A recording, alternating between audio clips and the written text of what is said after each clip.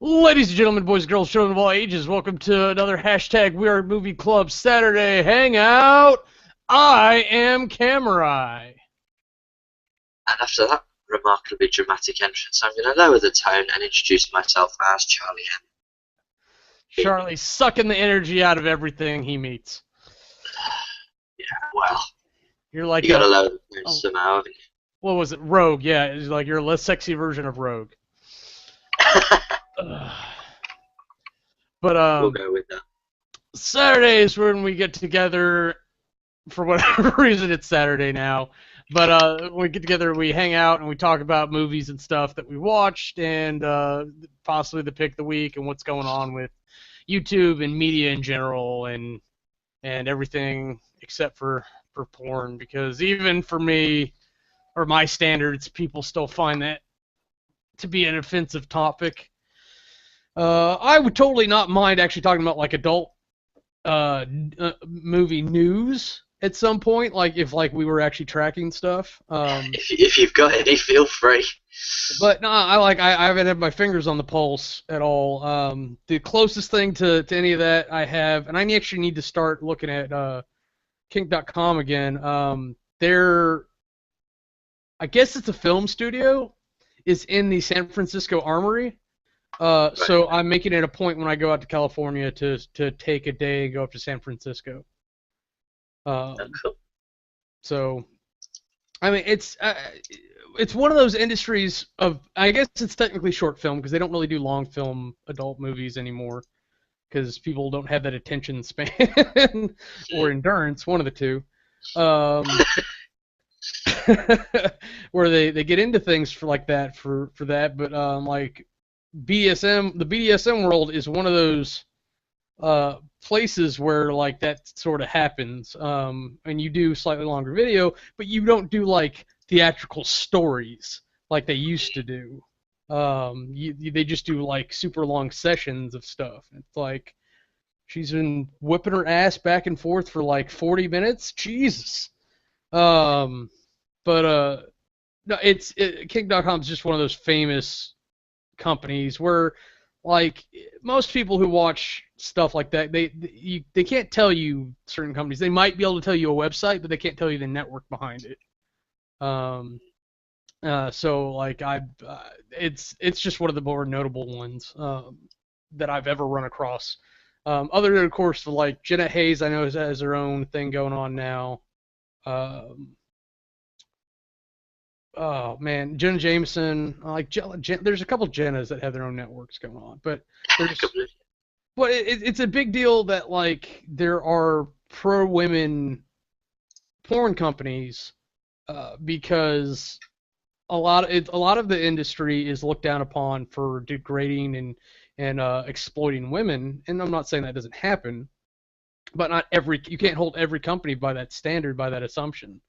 You've got to evaluate situation by situation, and Kick.com has their fair share of poor reviews by participants, but it's outweighed by the number of people who not only have participated, but like that come back, because there's only so many places you can go do that, especially do that and get paid well. Um, You can and probably use that for any kind of studio, to be honest, of whatever genre. There are always going to be people it benefits. There's always going to be people that it marginalises. I suppose it just entirely depends on the environment, doesn't it? no, and I totally agree. And if that's, I'll go ahead and take that segue away from porn, but um, you have to be aware of equality issues in any type of environment, especially professional ones. And that's I mean that's a thing that like gets called out like in Disney movies. Like I still am getting one ups on this comment I left. It was on some like real like low to mid range YouTuber. Cannot remember her name offhand, but she said some really interesting things about Disney princesses in regards to Frozen and possibly Brave. Okay. Some of the newer ones where they're more pro-feminist. Um, whereas you look at like Snow White and Cinderella, I'm sorry, Snow White and Sleeping Beauty, and like they're very victimized, and it's very much about the male's efforts But if you just swap the characters, like there's no difference in that whatsoever. You look at things like Frozen and uh, Brave, and like those are women characters like through and through. That show more empowerment, but the old ones don't hurt it. Um, That's a really interesting point I hadn't even sort of considered. what? The whole whether the newer female characters in Disney films would be more feminist. I mean, you certainly would class them as sort of the traditional princesses, would you? Well, that's the thing. It's like I think it's all the more important to count them as traditional princesses. But you note as time has progressed, and Disney's been slammed back and forth for being anti-feminist. Uh, you look from like Sleeping Beauty, which is one of the earliest, and Snow White.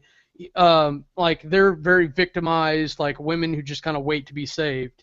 Um, and there's been adaptations, but I'm talking about the Disney versions. And then you look at like Cinderella, and there was someone else who gets saved by a rich person. It doesn't matter that it's male and female. It matters that it's rich and poor. But now we get into these later things where we have characters that are doing things that are associated with feminine roles and how do I say it? And are making them strong feminine characters that take agency in their lives. Yeah. Slight convenient tangent point was I was listening to one of SourceFed's Table Talk episodes from last week, I think, and one of the questions came up as if all the Disney princesses were put in a battle royale style death match, which one would win? Which was absolutely brilliant. I had to actually turn it off because I was borderline laughing out loud on the bus. But they basically concluded that like the newer ones, like from Frozen, Brave, would do a lot better, and the more original ones like Snow White, Ariel, Cinderella, they've got no way of sort of standing on their own 2 feet, as it were. The Disney versions, I would agree with that. Like I would give it to Merida, sorry, from Brave. Now, of course, Elsa has ice powers, so she's not even on the same level as everyone else because she's supernatural. So she'd probably win. Yeah, I think they brought it down to those two, really. Yeah. Maybe you need to start watching this Daisy when you get a chance. But there is a American show called Once Upon a Time. That rings a bell. Yeah, it should have. It came up a lot in the old crowd. And it is definitely a show worth its weight. And they've taken all these classic stories because Disney's not the creator of a lot of these stories. Aladdin is not a Disney creation. It's an old tale from a thousand Arabian Nights that Disney revamped and packaged to be a Disney product. So none of those stories are Disney originals. They're just Disney versions on classic stories. So they took the classic stories and mixed them all into this fairy tale world where a curse happened and brought them all into our world. So like Snow White and Prince Charming are like two of the main characters. And then there's it gets so complicated. It's so hard to sum up without spoiling everything. Yeah, but like in the first season, the evil queen from Snow White's realm is of the Enchanted Forest is the main bad guy, and then like so they're dealing with that. Rumpelstiltskin's in it. Ariel shows up at some point. Aurora, the princess from Sleeping Beauty.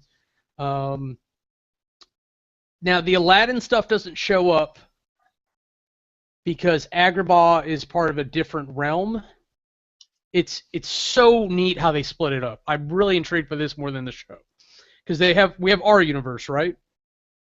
And then we have the Enchanted Forest, which is where like Robin Hood, Snow White, basically anybody who had a forest in this story, that's where they're from. And then Neverland's its own realm entirely, which has some really neat rules and stuff going on with it. And then like Captain Hook's part of the Enchanted Forest, I think. But his ship can actually go realm to realm, or it could have at one point at least. the Giants place is a realm above a realm, if that makes any sense. Yeah. Like they actually had to climb a beanstalk to get to that realm. And then like the beans from the beanstalk are actually what they use to go places. Underland, um, from Alice in Wonderland, that's its own realm. Agrabah is its own realm. It's like a desert country realm or something. So like Jafar is actually a character that's in Agrabah, and like he ends up in the Once Upon a Time in Wonderland series. So like, which was a really weird decision to me that they split that. Like that's just that one world. Yeah, makes you think, why that one? Well, I don't know. It's almost like they wanted a British version, but they didn't quite get it. It's so worth checking out, and I like Once Upon a Time so much better than Once Time in Wonderland, even though Underland's my favorite like fairy tale universe almost. Alice in Wonderland's definitely one of my top favorite fairy tale stories. Probably with Neverland right behind it. Those are things I'm gonna have to revisit at some point. Revisit all those stories from my childhood. Yeah, I mean there's so many things to catch and watch up, and like I was having this conversation with Alan the other day. There's so much content out there to watch nowadays, with everyone picking up on how to do YouTube stuff, and not just the first generation pioneers, the old school who are cycling out too, by the way. You've got the new generation of gamers that took over it and Twitch. Um, there's too much out there for me to sit down and watch Dodger Lee's blogs or vlogs these days. I haven't watched Christina Horner's in a while either. And if I can't sit down and watch those two lovely ladies talk about their lives, I don't know who else has a hope. Those are two people that I've never even heard of, so that goes well. Well, Dodger Lee's a gamer. She's a lot of the gamer girls get by because, oh, cute chick that does games, I'm gonna watch that, and that's fair. But like, if you watch them for any period of time, you weigh whether or not they're worth their salt. And Dodger is top of the top.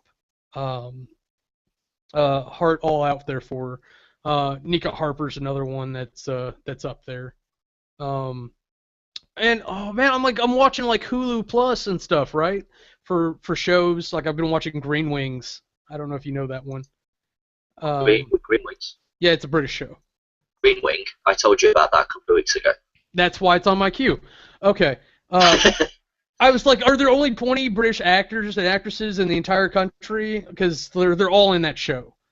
That show is very much a roll call of very good, talented British actors and actresses. I do really think they've got a really strong cast going with that show. Shame it only have 2 series, really.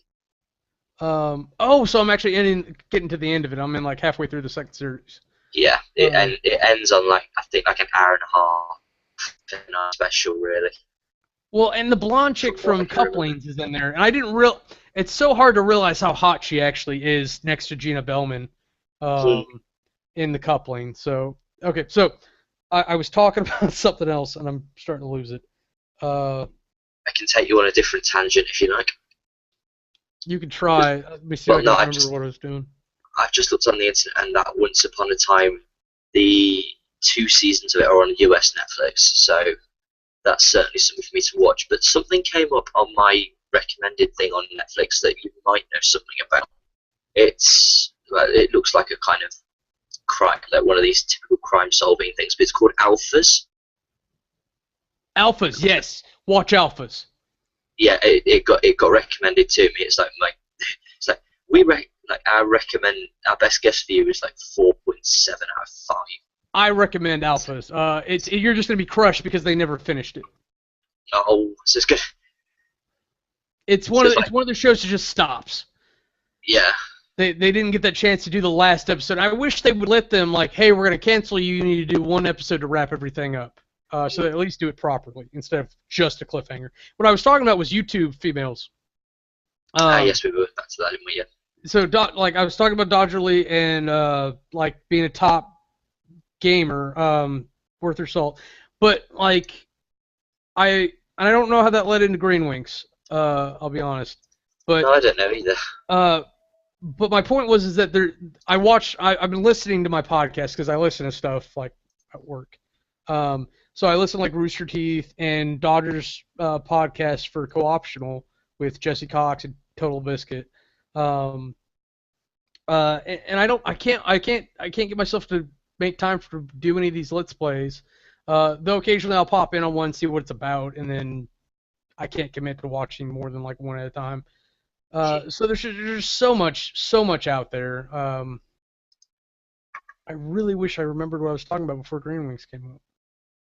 Yeah, you were talking about the two main female sort of vloggers, and we were talking about the sort of transition, how everything, like the old guard seem to be disappearing now, and it's all Yeah, about new people coming in. yeah, and the gamers are a good bit of that. Even on Twitch. It's I don't know, like, and Christina's a gamer too, but she's been doing other stuff, and she's directing her own web series called Job Hunters, which is a ode to what's the Hunger Games, where Mm. like there's so few jobs out there, like people actually have to battle to the death in order to get the jobs. So it's her and her friends casting these roles of people who live in this house, and then like all of a sudden like a klaxon goes off, and they've got to battle to the death, and the klaxon goes off again. They have to stop, otherwise the game masters kill them. And then they go out and do battle arenas like they do in Hunger Games. It's a really good web series, and definitely you should check it out if that sounds interesting to you at all. Um, but it's just interesting to see things be crowdfunded like that. And these YouTubers who like they used to be kids who just jumped on their webcam in their room and talked because nobody else was doing it, and now they're doing like productions. Um, and the way It's a you very natural growth, but yeah, I was just gonna say, like, and it's amazing how to fund that because now, like, I mean, we've got Kickstarters, we've got Fooby Dooby Build or whatever the hell it is. There's another one that's like Kickstarter, um, and then we have like things like AdSense revenue from YouTubers for if you've got enough views, and then Patreon, which I don't know if you're aware of that or not. I've heard of it, but I haven't really looked at it. I get the kind of concept that you described. Like, is it a certain fee? Yeah, for certain benefits. Yeah, it's a YouTuber specific subscription system where like you donate whatever per video or per month, however the YouTuber sets it up. Like Christina's is monthly, and I think it's a minimum of $2 a month. Um, and I can't get my head around whether or not it's worth it. Like, was it Daniel Ate the Sandwich is like $2 per video. Because she's a musician, she doesn't really post that often, but at least once a month she's doing a video. So maybe you're paying $1 to $2 per video. Christina posts weekly, so you're about 50 cents a video there. I So was I was about to ask your opinion on what you think about Alan's thing, but is do you think Patreon's maybe taking it a little bit far? I just think Because they we've need to now lower their expectations. Throw a penny, throw a quarter in my cup, not a dollar. That's what they need to be thinking. Because like look at like Hulu. I know I'm gonna use American currency and mess you up, but Hulu's like $8 a month. I can watch I don't know how many hours are in a month, you know? Because 24 times 7 right there, I'm already getting lost. Uh, calculator, 24 24. times 7 is 168 hours in a week. Times, let's estimate 4 weeks. 672 hours of video for $8. Realistically. Now it's ads, because it's Hulu, but Netflix has the same thing, no ads. So I can watch that much in movies. Let's even just call it 600 hours, just because I don't want to remember that number. So Christina, love her love her to death. But she's expecting 50 cents a video for like a 5-minute video. Let's be generous. When I could go and watch a movie for less than half that. I think the Vlogbrothers probably have it right. They've got something else set up, like where you choose exactly how much you want to donate. There's no reward system, but you donate whatever you're going to donate. Like they even said like 25, 50 cents, whatever it is a month, and it goes towards their entire network. So you may subscribe to like one of the channels on there, but like the money goes to the entire network. So you could realistically go, hey, they've got 5 channels, they're putting out weekly videos, that's 5 videos, let's call them 3-minute videos, so 15 minutes a week, so an hour worth of videos for, I don't know, $1. Like that's sounding more reasonable to me. We just need to get smaller with the price points so that we're but not small enough that we're going like, well, you need to pay a nickel to watch this video. Because then, go ahead. No, I think the issue is because originally you pay this X amount to like Netflix or Hulu to be able to watch all of that stuff because you were essentially paying for the TV companies to be able to produce this, but with the almost natural growth we've had of media, those TV networks are now becoming online networks. So in a way, I can see the kind of natural growth that you then start paying for YouTube content, essentially. But I don't know. I'm still conflicted on it because I understand that some companies like this, it's just their way of making money in the same way as me going out and buying a DVD from a particular film company would be. I'm still a bit conflicted. Well, okay, now Netflix and Hulu are delivery services, so they're essentially like a cable company. They do make content, but that's essentially their own channel on their network. So their job is to deliver you these things that are already made. They're not necessarily trying to get money to make the shows to give to you. They're trying to make money, in theory, to keep the network on and cheap enough for you to use it. YouTube's the same way. They're not making the content. The YouTubers are making the content. YouTube's just distributing the pre-made content. So YouTube makes its money from the ads. Following? Yeah. Okay, so YouTube's good. Like they're making money from the ads. Like theoretically, you would pay to make them equivalent to these other two. You would pay a subscription fee of like, let's say $8, $10, whatever it is, to YouTube, and then YouTube would theoretically have you use the service. I don't know if ad-free, probably not. But that doesn't help out the YouTubers making the content. So like YouTube, then if they work like the other ones, the YouTubers would have to sell their stuff to YouTube, and YouTube would have to be like, I don't want to buy that. I'll buy this. I'll buy that. Which is what Netflix and Hulu do, because they have to communicate with these producers to whether or not they want to make or they want to contract to have the rights to that content. So it's a whole different medium. And I don't know what to make about it. I don't know what the solution is yet to get money in the YouTubers' pockets correctly. It's an interesting one because for a lot of the majority of YouTubers, it's not their living. So, it's should you be paying for something that arguably for a lot of them is just a hobby. Well, that's why they implemented you have to have 10,000 subscribers before you can issue a subscription fee. Okay, I didn't know that. Anyone who does that is going to lose immediately so many subscribers to keep them in check. So in order to really get that many that subscription fee going, which I would make it like 5 cents. Like seriously, if I was PewDiePie, be like, let's do a subscription fee of 5 cents, and be done with it. Like he's like a million subscribers or something. He's got a Like lot more than that. Well, there's a millions involved somewhere. That's maybe his daily views, but oh my god, like if you got 5 cents for every subscriber he had, like even just in one go, like that's so much money. Yeah,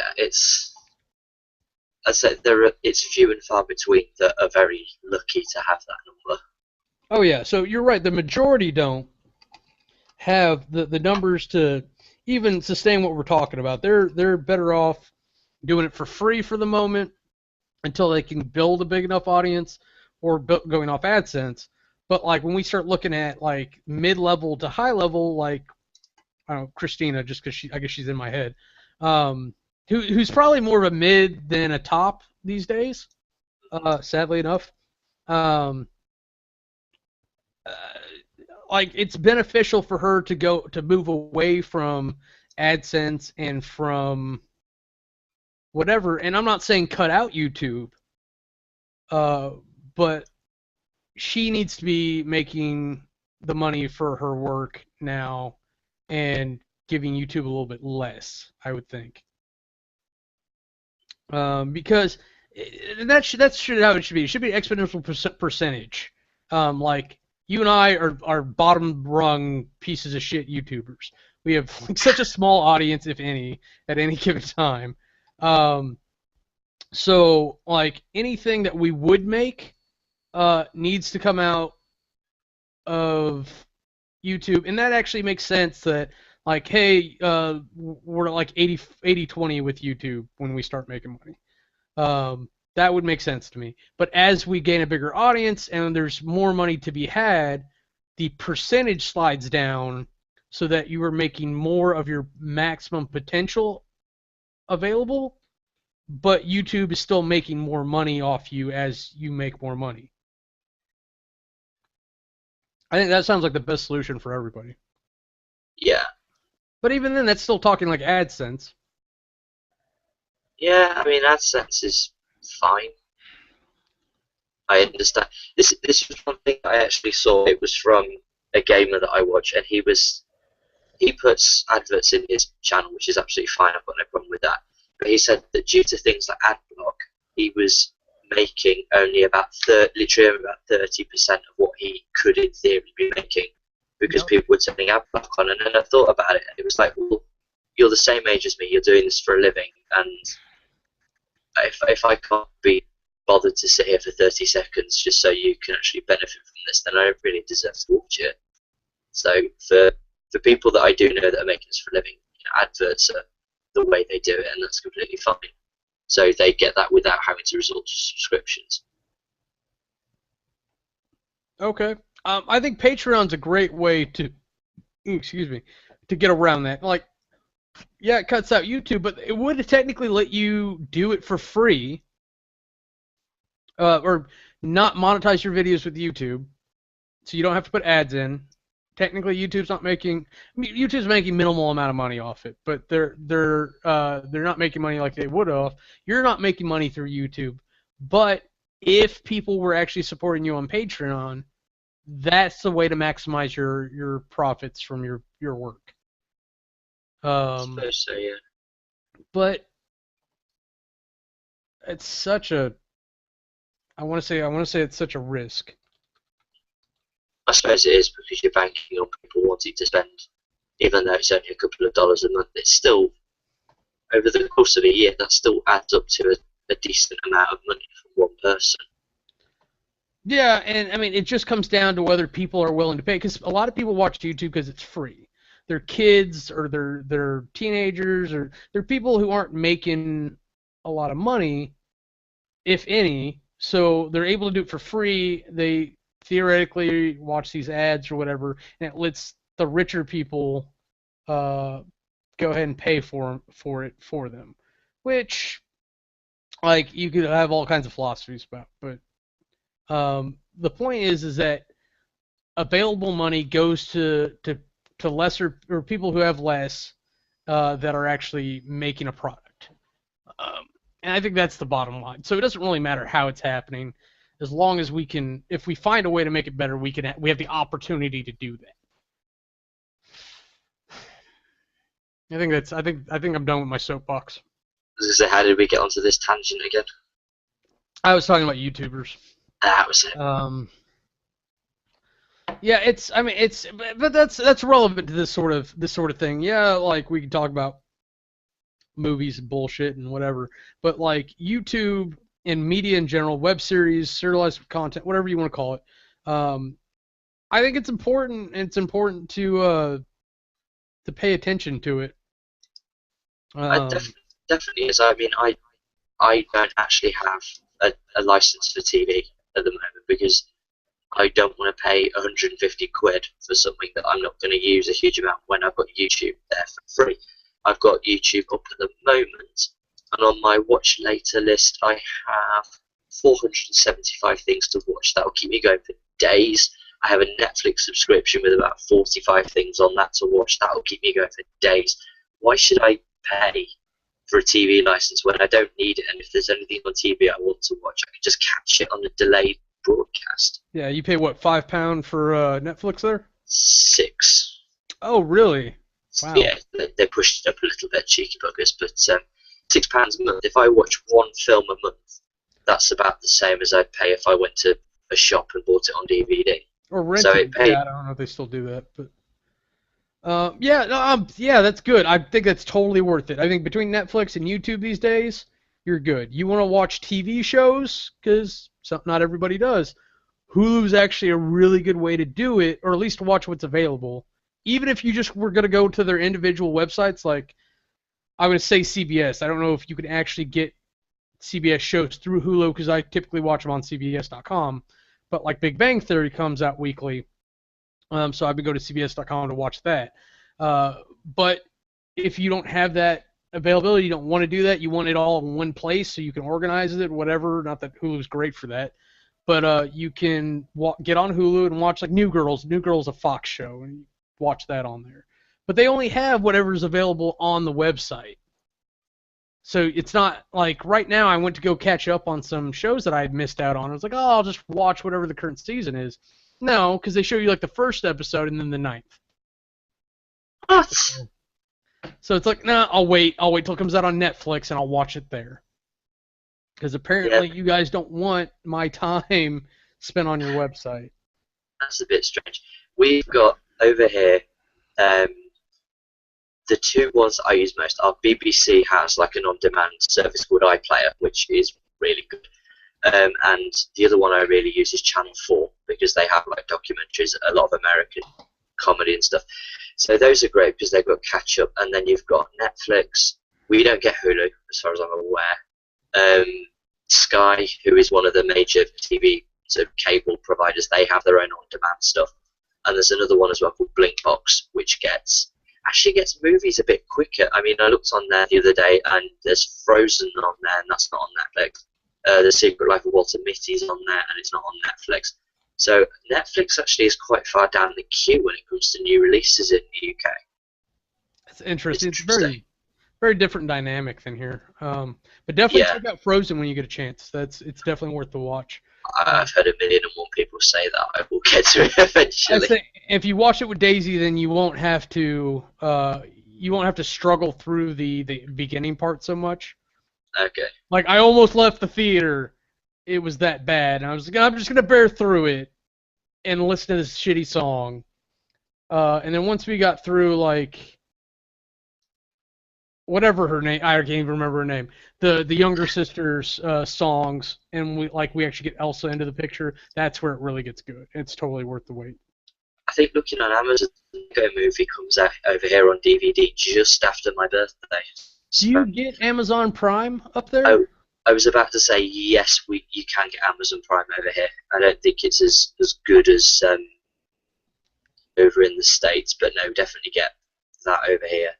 It's different than Hulu, but you could get an equivalent experience there. And they probably have a wider selection. A wider selection of episodes per show, but a thinner selection of shows. just looking on the sort of advert page for Amazon Prime over here, there's things like 24, Sherlock, which you can get on Netflix. Pirates, Band of Misfits. So that's going to bring us into what we've watched. Well, I'll go because my answer is nothing. Well, you've been busy this week. My exam situation is suddenly taking a turn for the worse last week. I didn't even get a chance to watch this week's pick, so you'll have to talk about that one on your own. You didn't watch Captain Space or Space Captain Space Pirate Captain Harlock? Not at all? I haven't watched it yet. No, I mean, I would. My original plan was to watch it before the Hangout, but to do a cross promotion, we kind of got playing Minecraft for 2.5 hours, so I didn't get to watch it in the end. Yeah, my goal is to have that up by Wednesday. I just gotta let everything render. I'm gonna get the Castle Crashers up by tomorrow, but so we'll get on that. We won't talk about Space Pirate Captain Harlock today. Then we'll wait till next week. Hopefully by next week I'll have caught up with it, and I've got Pirates Band of Misfits on my tablet, so I don't have to worry about trying to find that because I've already got it. Okay, so and I did watch that one. But you haven't watched it yet? Can I get an early opinion?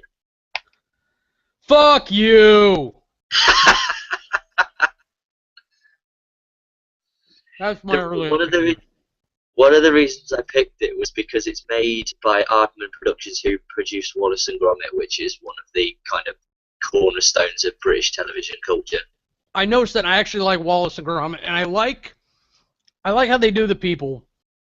The stop motion animation that they do is top notch. There's no doubt in that. Do you know the speed at which they produce that stuff?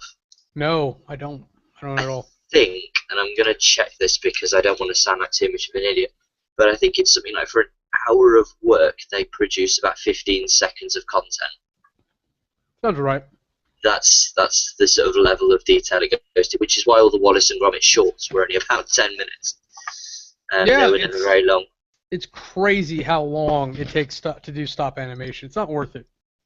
There's another great one actually. I don't know if you've ever seen it or you can get it. It's something called Creature Comforts, which they also produced, and it's like little 10-minute shorts of the little episode's got like an overarching cultural theme, and it's these animals that are talking using the opinions of the general public, and it's so good. I'll see if I can find some YouTube of it to show you because it's a great little laugh.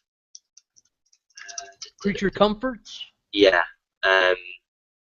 Netflix has something. Hold on. Yeah, that's definitely Wallace and Gromit. I've seen that before. Where did I see that? The Aardman stuff. It's so good. There's two of them. There's one from 1990 and there's one from 2004. 2004 was the one I've seen. I know they did do an original kind of version. And then there's Creature Comforts America.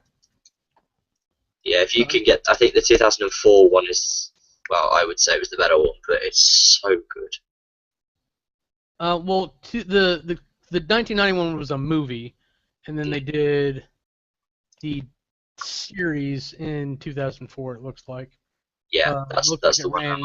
It ran two seasons. Yeah. All right, I'll add it to my Netflix. Good, you'll like it. So yeah, it's the stuff that Aardman is really, really good because you appreciate it because you know how much work they're putting into it.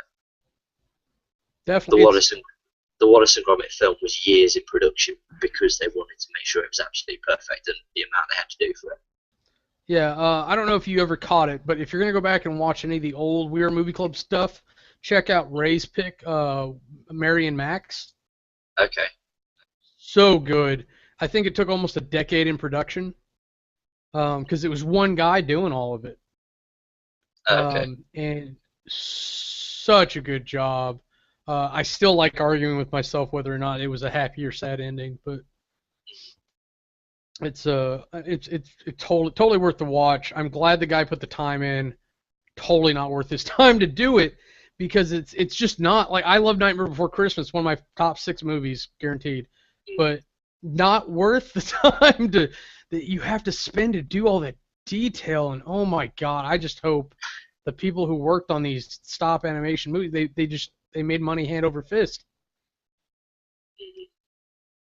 I don't know. Like today with computers, I'm much more leaning towards like do it on the computer, make it look like claymation, like was it Paranorman? Paranorman, yeah. I swore up and down that was stop motion. Turns out it was CG. Yeah, that was Amazing. that was suspect a few like just before that ended. Yeah. Oh, such a good movie. But well, you don't have anything to talk about, and you never did see anything that I've seen. I'm Um, sorry. so no, look, I'll just go over it real quick if you don't mind. Go for it. Jump in and ask lots of questions, please. Um, let me get the one out of the way, so I'm looking at one list. Oculus.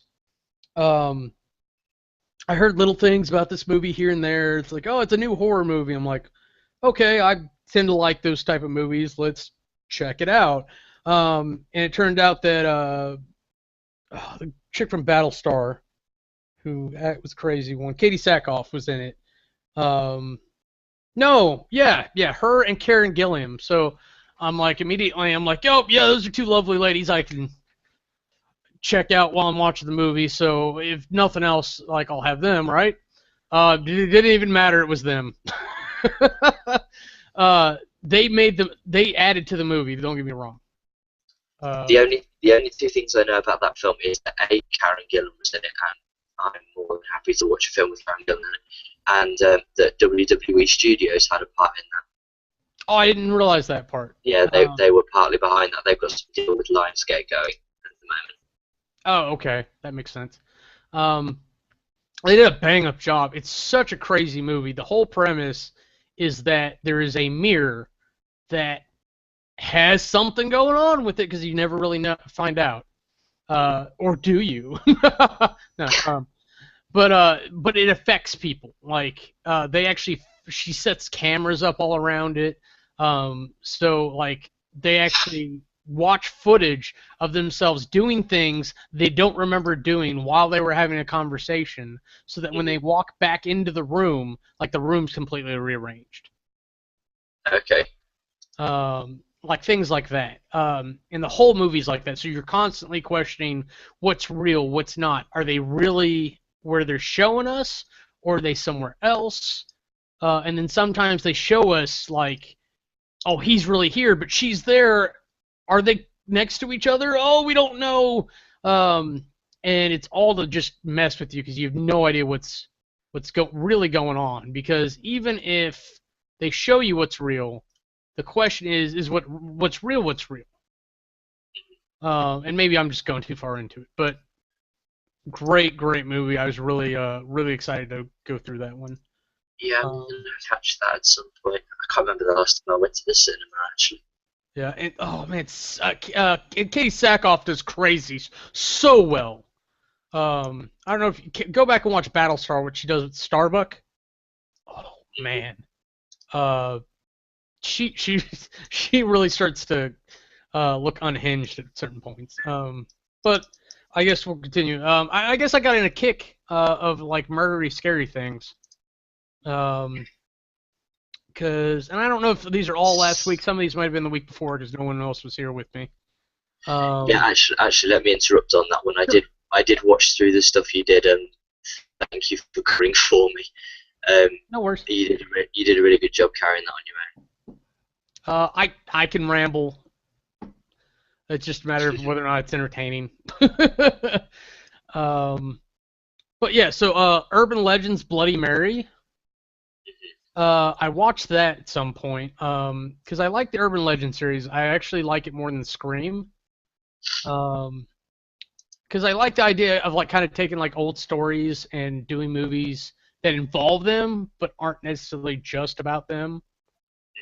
So like I like that concept, but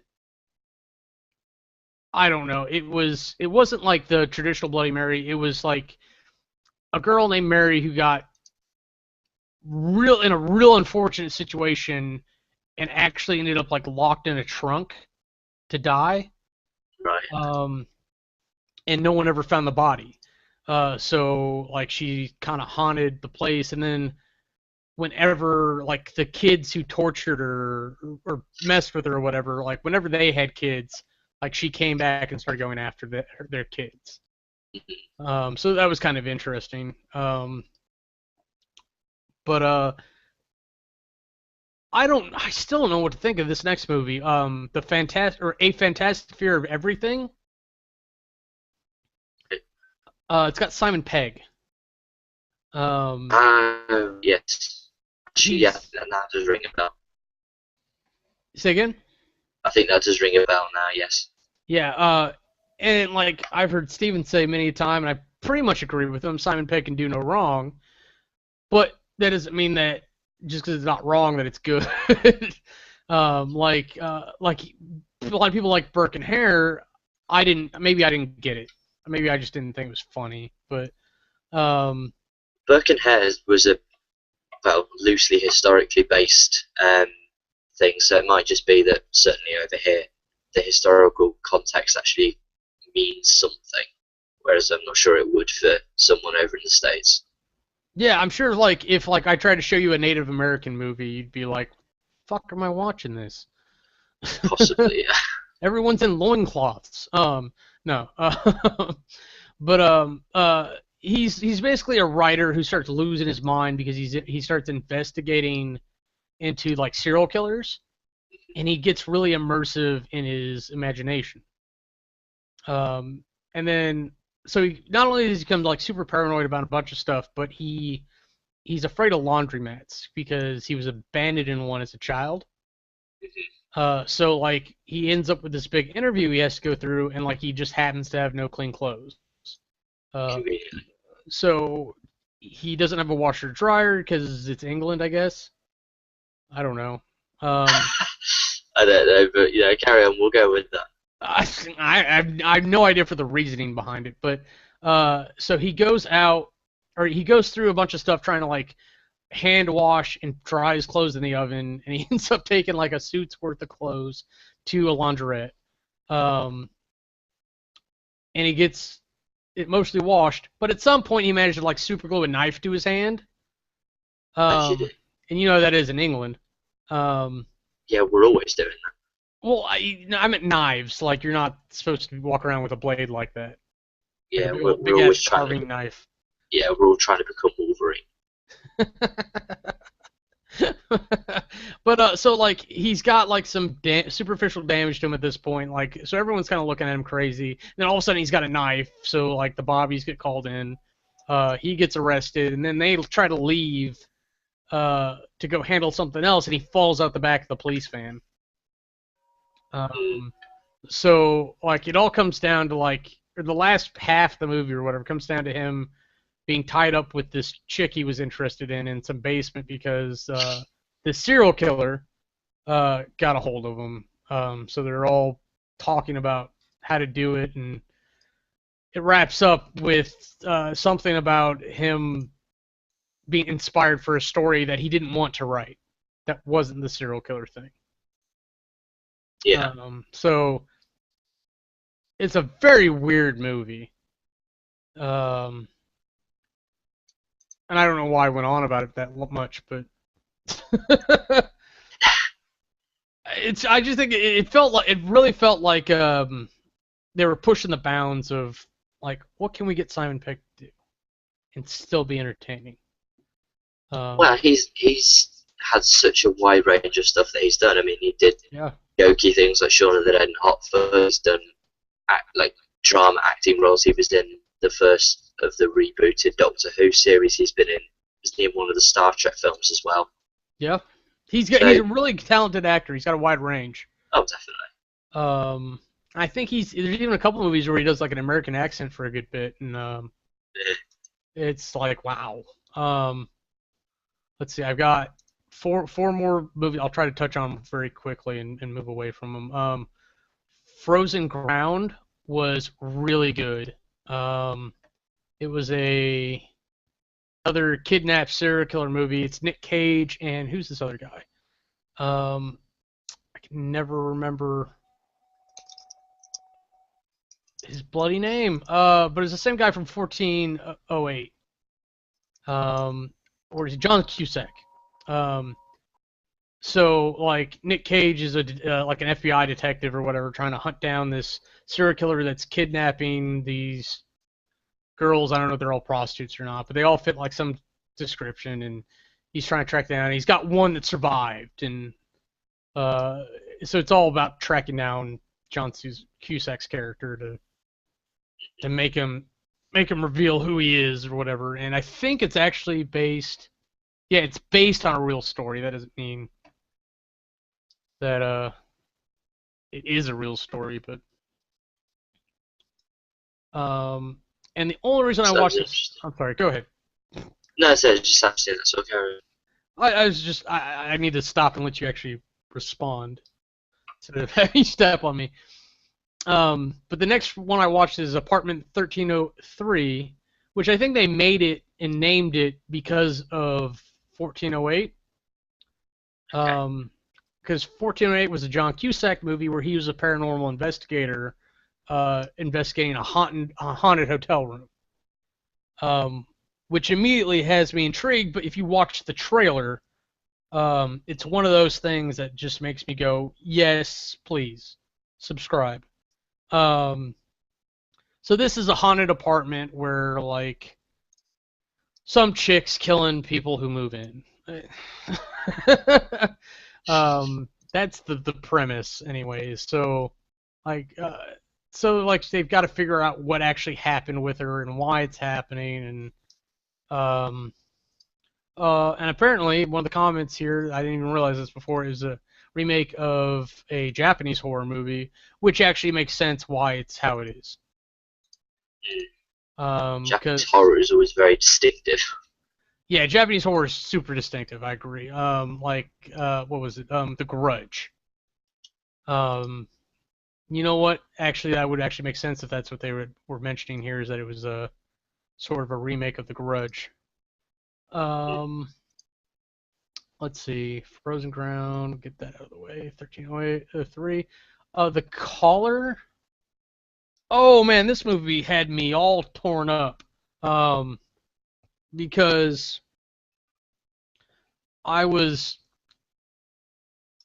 it's such a good concept, but they mixed it in with a lot of abused woman problems, where she's not able to stand up for herself because she either feels intimidated or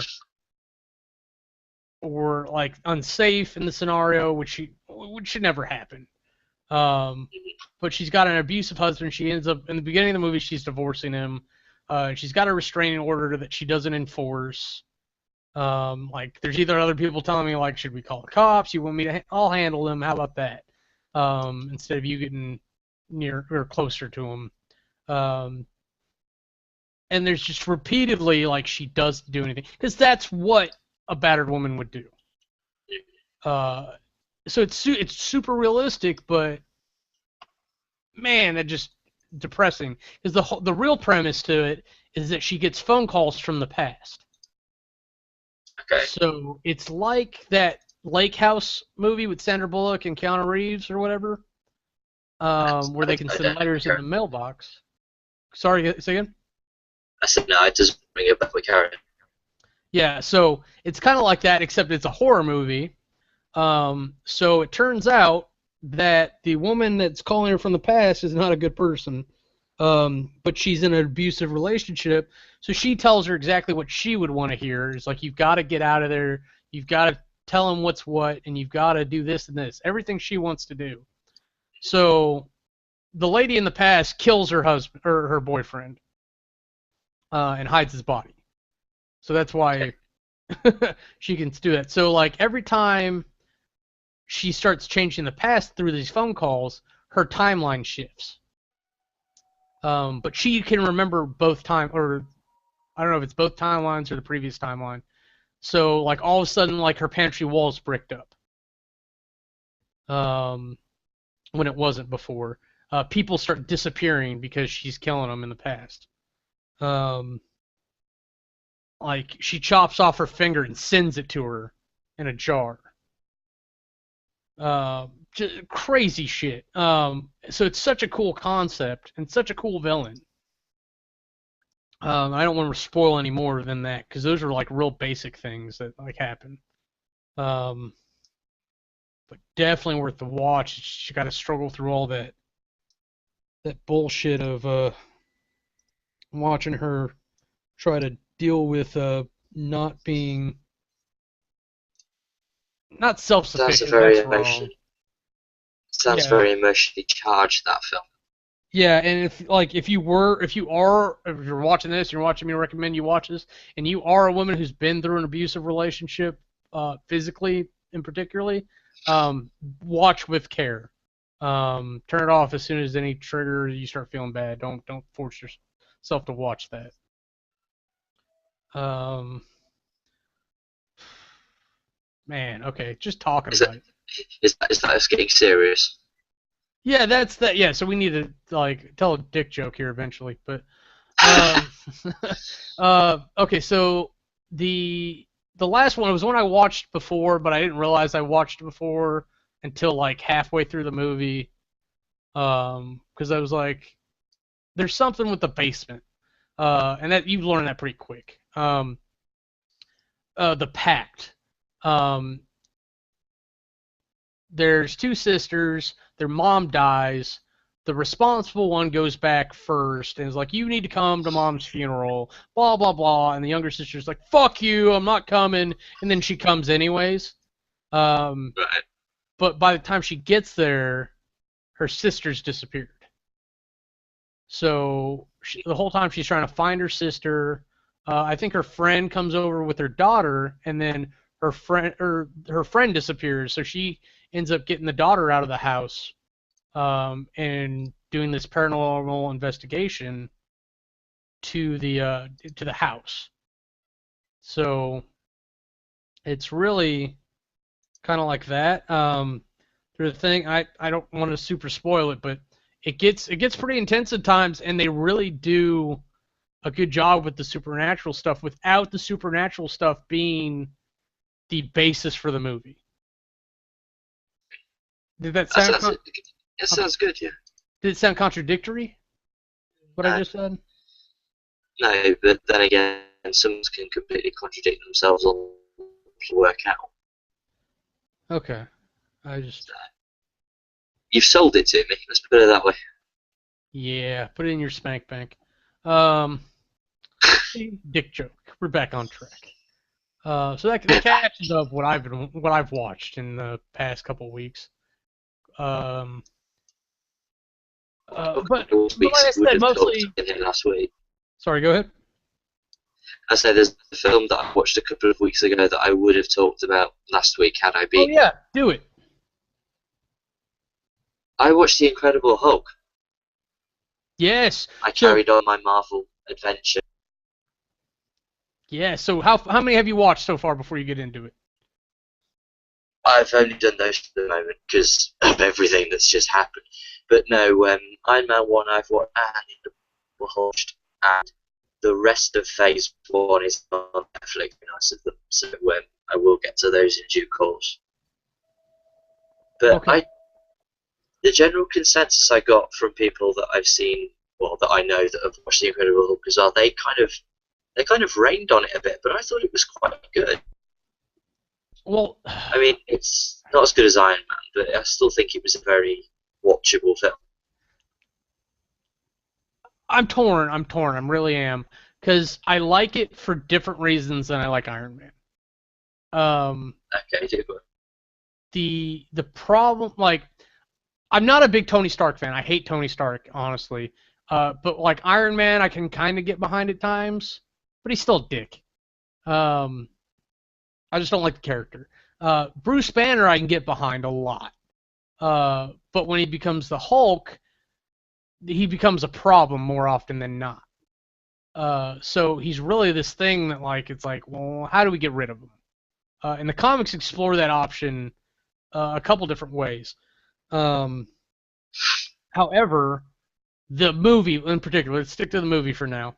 Uh, I really like the movie where he's dealing with the humans. Yeah, Uh, there's Go ahead. some really good scenes with that kind of thing. One of the ones at the university is really good as well. I like it when they're having a massive kind of, it's almost like a chase scene across the fields. I think that's really good. I think that was well done. We're talking about I where think, he's still human. no, he's turned into Hulk at this stage, and oh god, they're having the massive. Banner gets trapped in that sort of overhead walkway, Okay. and then becomes Hulk through there, smashes through, and they have to start having the big fight in the field outside, and then Oh yeah, on the okay, green, right? yeah, that's it. Yeah, Okay. Because they start using the sound weapons on it, yes, which was interesting. which is really interesting because it makes sense because not all of him is invulnerable. All of him might be invulnerable, but not all of him is not sensitive. It was So certainly an intriguing way around the whole issue with him being like a massively taller and massively stronger thing. it's really good. I think because his ears are probably the weakest part of him. You're not going to get much down his throat. You might be able to dig his eyes out. In fact, I think Wolverine's done that a couple times. Um, but Hulk has regenerative abilities as well as being near indestructible. So anything that does get through, like bullets, don't really work. But if you use like artillery rounds on him, you can chip away at him, but he regrows. It's insane. It's insane. The Hulk. It's why Hulk versus Superman's a debate. Um, but back to the movie. The Abomination is what a lot of people shit on for that movie. Yeah, I can see why. Um, it was. I get this is like going back into the cold comic sort of arcs, but I knew that Abomination existed, but it was just I don't know. It didn't seem to be too great. Well, I Can't don't. think why. I think making another Hulk equivalent is a is just a bad way to go. Obviously, he wasn't an equivalent because he couldn't do it, but it seemed like more of a reason to have like big budget destruction scenes than to have a quality movie. True, I think putting Abomination in like that, I just got the feeling that okay, this is exactly what we did with the finale of Iron Man, but we're gonna do it with massively over pumped human things instead of people in robotic suits. It seemed to be almost a carbon copy, just with different characters. Yeah, that's a good point. And people shit on that end scene in Iron Man too. I don't even know what to call the dude that's not Iron Man. Um, because I know there's a specific name for that character, that suit or whatever. But you don't need. That's the thing is you don't need these giant monster battles in these movies. What makes Iron Man is that he is either the cool guy in the suit when nobody else has it, or he's a cool guy in a suit when everyone else has almost better powers. Other than Cap, which is why he gets along with Captain America so much. I I know haven't that's not got a that far parent. yet, so I'll have Sorry, to. say again? Oh, got me back tomorrow. Yeah, I haven't got some Captain America lines yet, so I'll have to leave you on that. Well, I meant in the comics more than the movies. Like Well, they become the core base of the Avengers in the comics. It was Iron Man, Ant-Man, Hulk, and Thor that started the Avengers, like back in the day. And then eventually they find Captain America in the ice, and that's where the comic book characters say that like the Avengers really started when Cap got in charge. Um, so like through the comics, all the way through New Avengers, Captain America and Iron Man were the buddy buddy group, which is why it's such a huge deal when Civil War happens. I know I've talked about this so many times, uh, but when Civil War happens and like the sides become Captain America, Iron Man. Because Iron Man's for the registration, because obviously why wouldn't he be? He's not a superhuman being on his own. He can take off the suit and be normal. Plus he likes the attention. And then Captain America, who cares about other people more than himself, who's already registered, goes anti-registration for the people.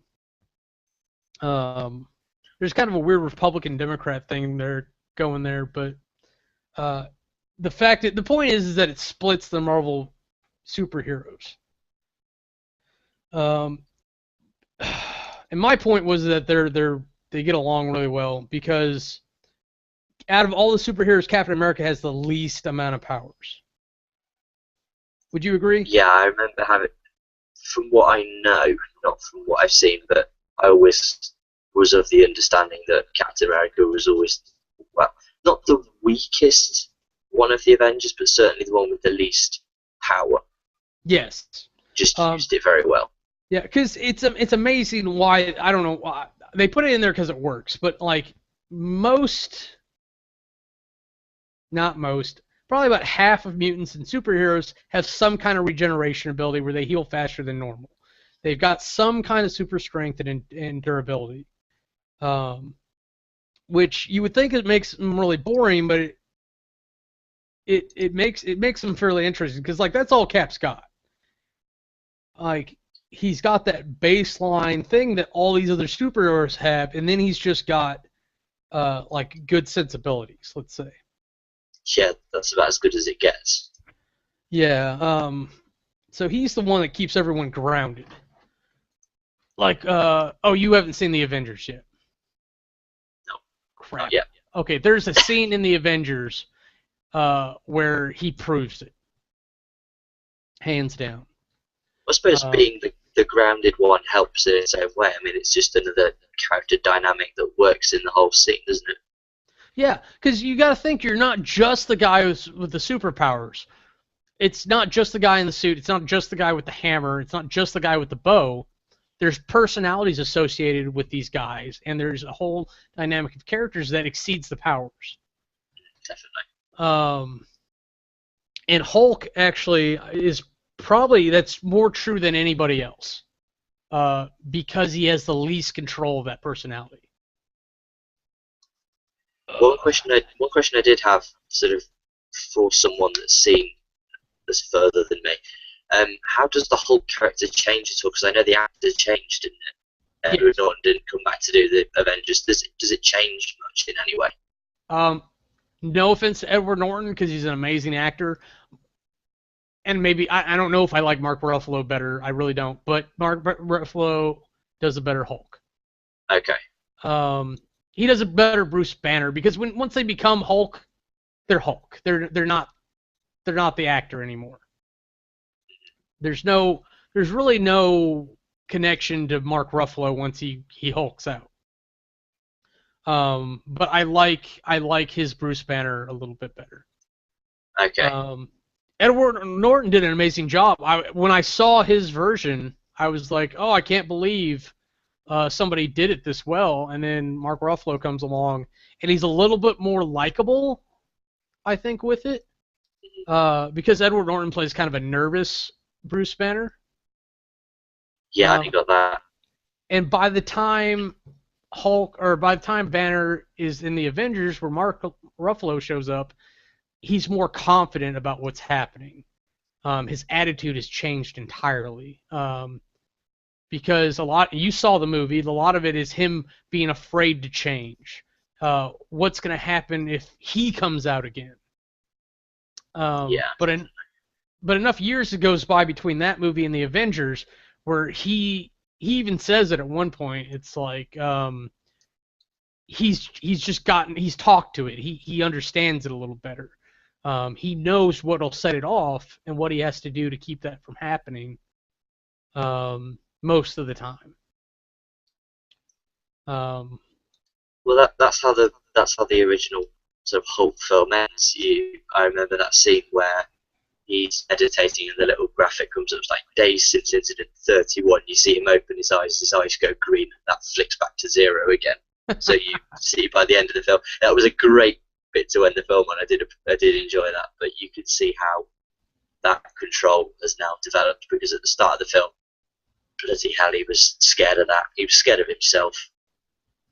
Yeah, see, like the whole thing with the incidents goes away. He doesn't give a shit. Like he knows if it happens, he deals with it. He'll wake up with ripped pants somewhere and he'll move on. Because he can't kill himself. I don't know if that was spoiled or not. Like it's kind of common knowledge from the things. He is indestructible. Because even if a situation happens where Banner is going to get killed, the adrenaline surge that happens right before death makes him Hulk. So like I can't wait to see more of Hulk as the movies go on, because there's so many good things you can do, especially with like She-Hulk, because She-Hulk's gonna have to get a movie coming up. So the next Hulk movie is gonna have to have a cameo with Jennifer Walters, who is Bruce Banner's cousin. And the whole thing with her is that she needed a blood transfusion, and Banner was the only acceptable match. So she gets Hulk blood. And so she becomes She-Hulk that way, but she has more control over changing. Even from the start. Like, she has very little downsides, but she can still Hulk out and go crazy on occasion. So, like, when they eventually develop Hulkbuster armor and, like, teams specifically to keep the Hulks in check, they end up using it on her, too. But, like, Banner goes so far with the character in the comics. Like, there's a point where he gets stuck as Hulk. He can't come back down. He's calm. He's intelligent. He's still doing sciencey stuff. But he fills the fucking room up, you know? Yeah. I want to see that movie. Because I think eventually it comes back down. But as Civil War's happening... I'm a fucking fanatic, am I not? I had noticed. I notice every time I mention it now. But during Civil War, there is a thing that happens. Actually, it's on the road to Civil War. It happens. The Illuminati, which is like Doctor Strange, Professor X, Namor, the Unhumans. I think Lightning Bolt's the main guy. Guy from Fantastic Four, Mr. Fantastic, and Iron Man. They're considered like the top intelligence in the world for superhumans. So they get together and they decide the only thing that they can do with Hulk is to send him to outer space. Fair enough. Bunch of assholes. Yeah. So they put him on a rocket and they just send him one way. They're like, wherever he lands. That's it. So he goes there and like conquers a planet, and then comes back. Fair. And this happens in like the middle of Civil War, which is crazy. And there's an incident involving like the one thing designed or specifically designed to take out Hulk, to depower him. So there's an incident happening with that. So none of that works, and the Young Avengers get involved, and the New Avengers, and like the what is the other group called? The Amazing Avengers. You're asking the wrong guy. I can't remember, but the comic splits during Civil War is like you've got the New Avengers, and then you've got the Amazing Avengers or whatever, who are the anti-registration guys. Because technically they aren't Avengers because they've turned. Because the Shield officially backed the registration because they're a registered organization. Because Shield is a registered organization who registers their superpowers, so they're already in compliance. They don't care.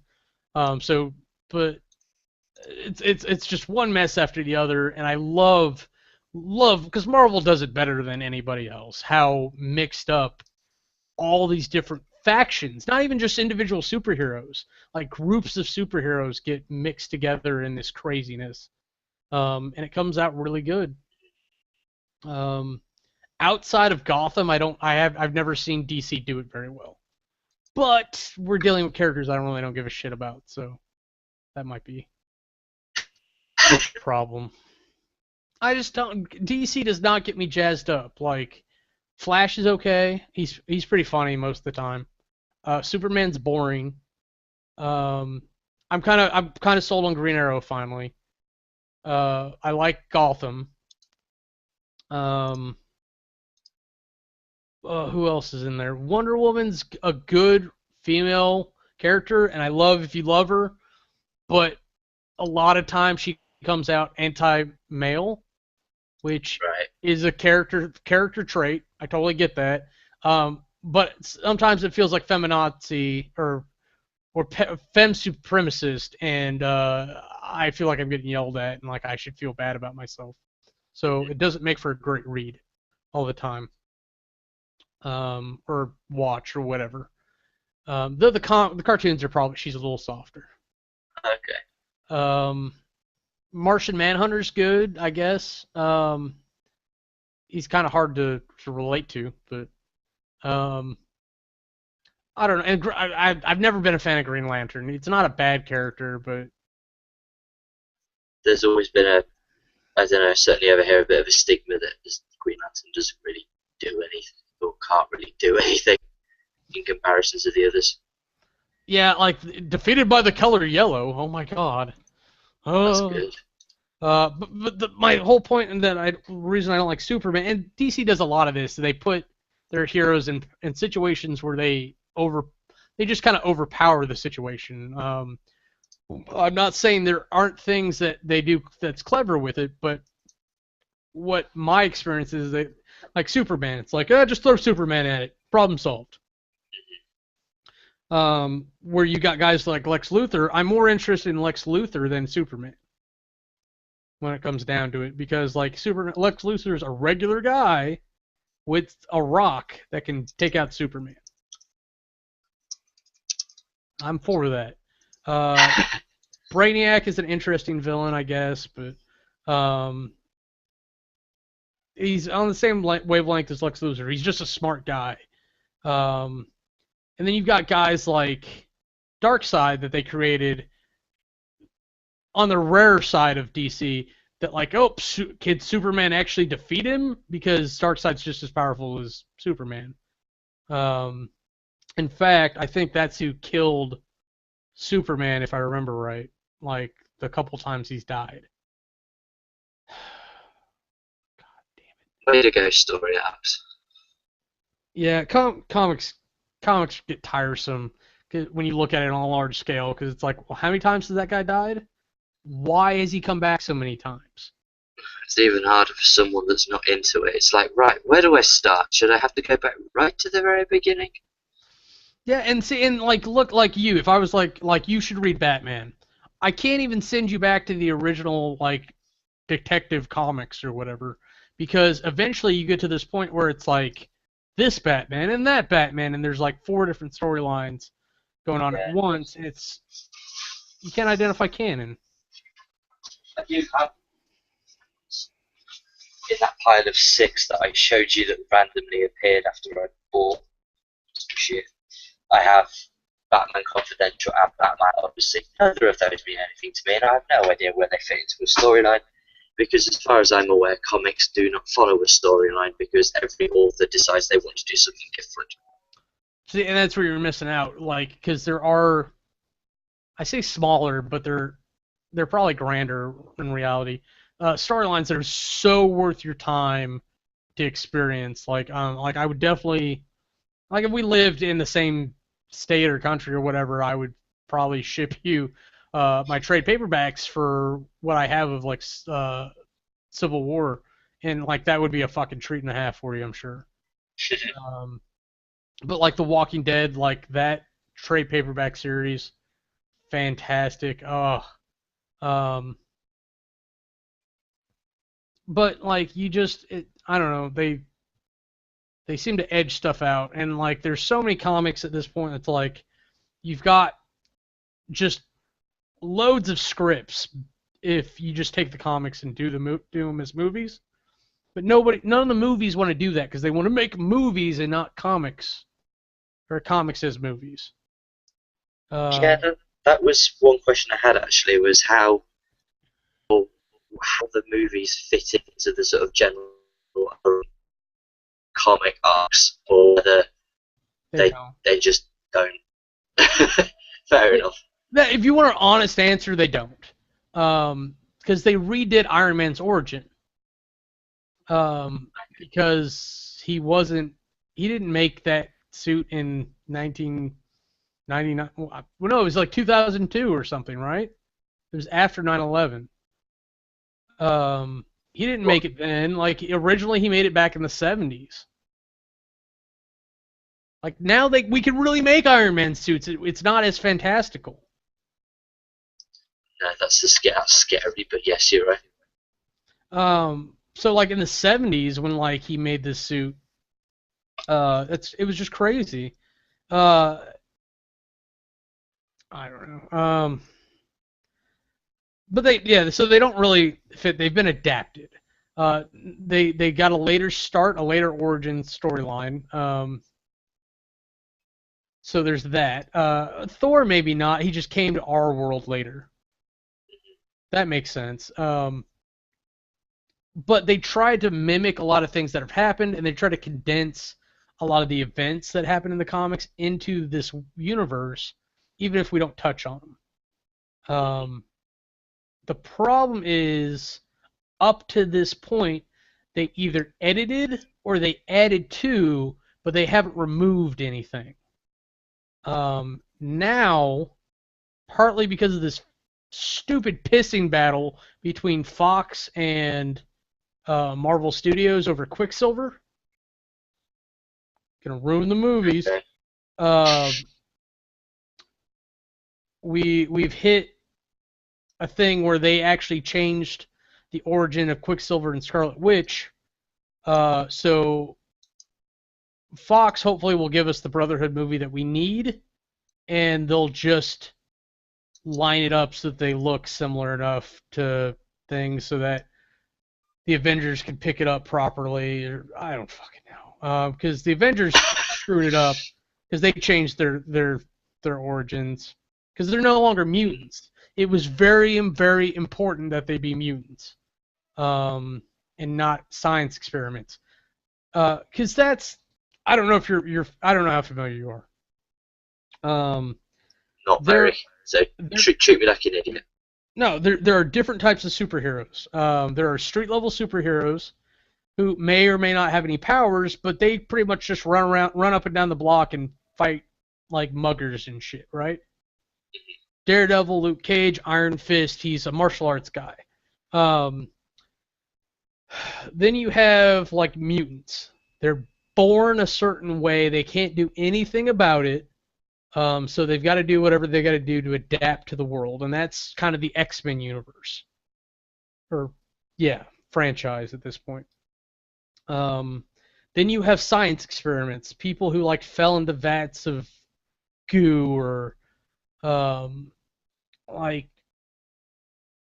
I don't know, got hit with gamma rays, hit by a star. The Fantastic Four are a good example because they got hit with cosmic energy, so they're different than anybody else on Earth, in theory. So, and then you've got like gadget guys, like Iron Man, Batman, guys who use toys. Spider-Man is one of those scientific engineering type things. And then you have aliens, like Superman. Technically, the Venom is an alien. Who could follow any number of rules. But so like there's a story called House of M that is a universal thing in the Marvel universe. Scarlet Witch goes insane. Ends up killing about half. I'm sorry. She kills a couple members of the Avengers and ends up rewriting the world.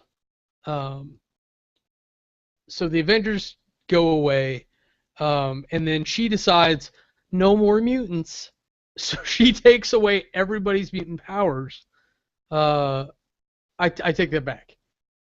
House of M is the thing where mutants become the dominant species. So that's a whole world that she created so that all her friends could be happy.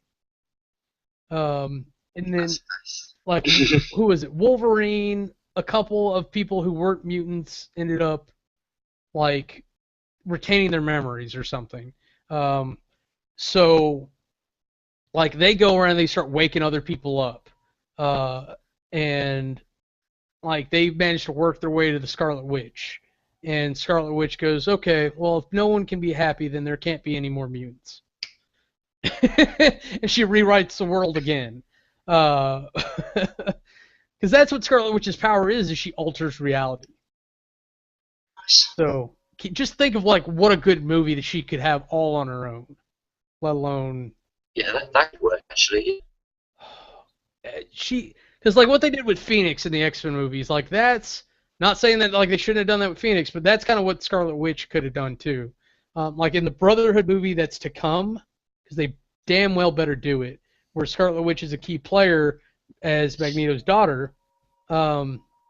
And then when she turns over to being a good guy with Quicksilver, I think she just kind of drags him along. He's never really a good person.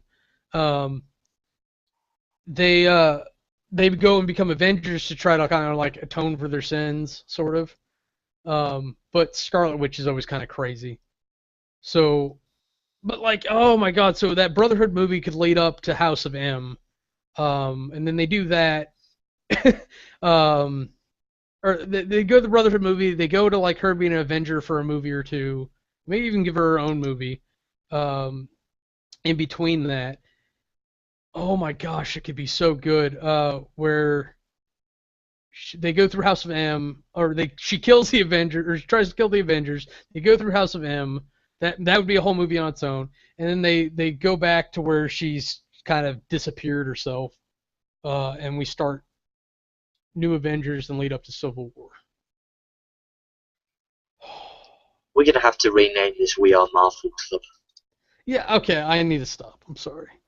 No, It's one of the few storyline-based conversations I could have every day for hours on end.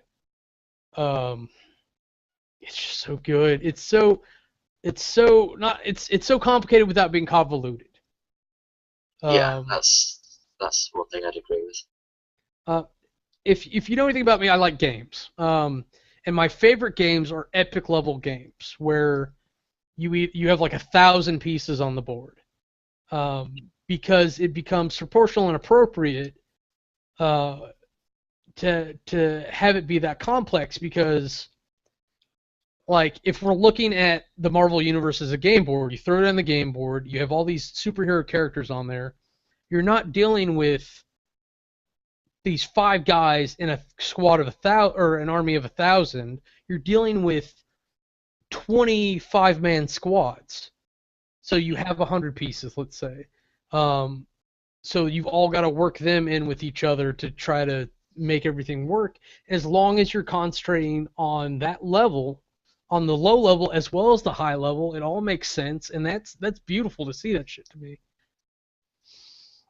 Oh, I want to play a 6-person game of Small World now.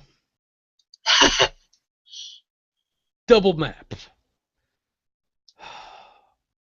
I can't. I gotta keep programming Gamebox so I can get there. Oh, You do indeed. all right. We're not talking about movies anymore, are we? Okay, so I don't know where we're at in time, but It's been about an hour and a half.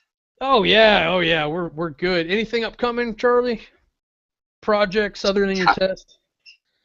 Catch up with space pirates. Watch animated pirates. Now there is a show from the 80s. Don't watch that. Watch the 2013 movie. Yes, I will do. I did realise looking on the internet that there is like the series and then there's a film. Yeah, the series is actually kind of funny, but it's been so long since I watched it legitimately that I can't say anything else about it, and it's amusing. What about you? Have you got anything Well, planned? I've got VidCon coming up, so I'm trying to work ahead. So I did watch. I didn't even mention it. I watched Space Pirate Captain Harlock for this week. Pirates Band of Misfits is next week or this upcoming Friday.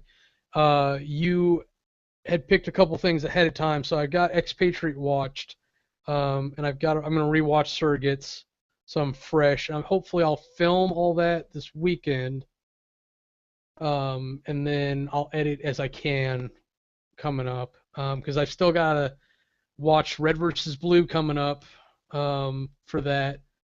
Plus, we got to make sure that we stay on target for change of scene and bad summaries.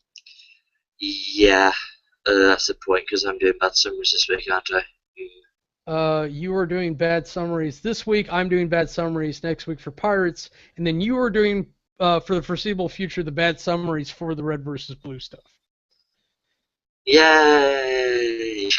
Um, yeah. So if we get, I don't know, if we get someone else in that wants to do stuff, we could inject stuff, and I'm happy to edit over like a voiceover for whatever I need to do. I'm not worried about that.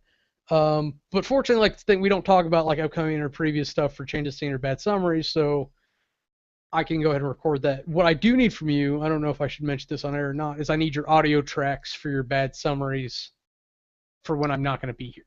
Yes. We will talk about that offline because I'll need to sort my own plans out. But yeah, I will. I will try and get as ahead as I can.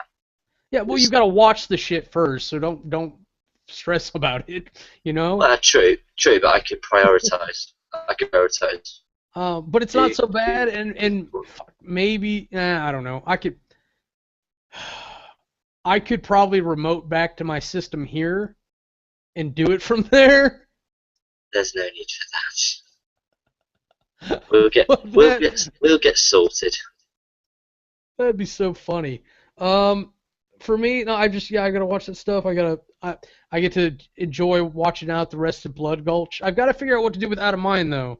I don't know if this is an offline topic or not, but there is a mini series that runs alongside of stuff that happened in season 4. Okay. And I know you'd rather just we stop watching it altogether, but uh, I don't know what to do with it. Um, I am of the opinion, and I touched on it in my review, is that I I will not ever say that something is bad because everything is going to have its own audience that it appeals to. Red versus Blue has, looking at the YouTube things, has reached 1 million views for all but I think maybe one episode in the first 2 series. Really big things that enjoy it. Just because I don't doesn't make it bad. And that's what I have this opinion for films as well. Just because it's not something I like doesn't make it bad, because I refuse to call something a bad thing. And this No, is and a good that's really good of example you. of that. I need to be better about that. And I've said that before that I want to be better about it because just because I think it sucks doesn't mean it's a bad movie. Yeah, Just I mean, go ahead. there was one, and it's easier to use you as an example here because you actually use a rating system. But a lot of things that you do are between, so say 70 and 95, really. Then you did BFG for Hairy Movie Club, and you put that down in like the 30s. It's That's not the for me. That's one that I really think was kind of a bad production. But obviously other people like it, so good for them.